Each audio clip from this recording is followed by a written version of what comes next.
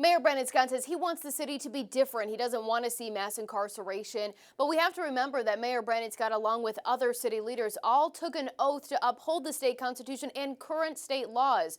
So this afternoon, we questioned Mayor Brandon Scott how he is upholding the oath of office that he took when we see these squeegee kids breaking the law.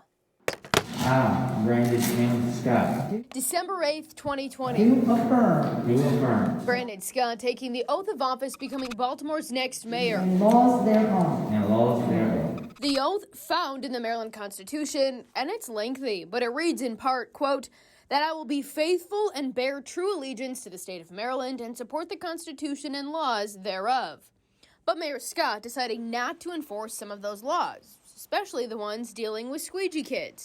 What we will do is actually enforce illegal activity that is not protected by the Constitution. We all know the failure of clearing corners in Baltimore and their history is why we have a consent decree. After ignoring our questions about the oath this week, we asked the mayor in person. How are you, as an elected leader, upholding the oath of office that you took when we've heard you say that you don't want to see these kids cleared from where they're doing this activity? And we're going to work to solve this issue with everybody, with our business community, with our philanthropic community, with those with lived experience, with people in the community that want to step up and help and change Baltimore for the better. Because the reality is, as much as uncomfortable as it may make folks be, this mentality of just moving black people because they are there is what got Baltimore in a consent decree, is what makes us, as the home of the invention of redlining, one of the most racially divided cities in the country still today. Maryland's laws are clear. One statute saying, quote, a person may not stand in a roadway to solicit a ride,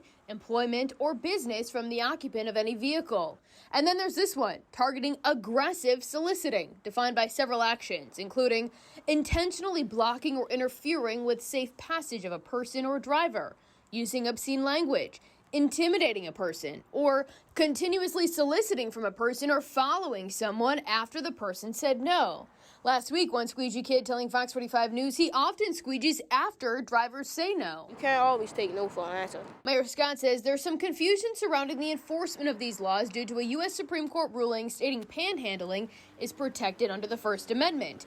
In fact, BPD Commissioner Michael Harrison says the leaders are working with the U.S. Department of Justice right now to figure out a path forward. Right now, they are working on guidance to give the police department that I will in turn give our department. But meanwhile, squeegee kids continue to stand out on corners, and after drivers have reported many assaults and other negative interactions with the kids. Mayor, what do you say to drivers then who are, whether they're from the city or not, and they want to come and help the city grow economically, and who are afraid of what could happen because they've seen violent incidents play out at corners? What I'll say is that we know that violence is an issue everywhere, right, across this country right now. Folks are going to still come into the city, but what I would tell folks is that if you have that kind of experience, report it to the police. Don't leave. Allow us to come and investigate it. But also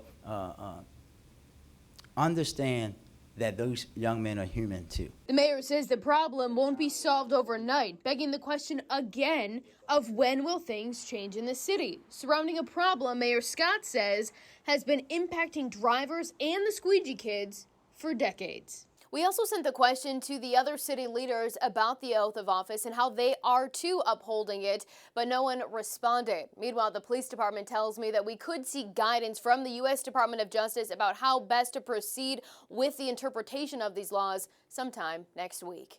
In Baltimore, Mackenzie Frost, Fox 45 News.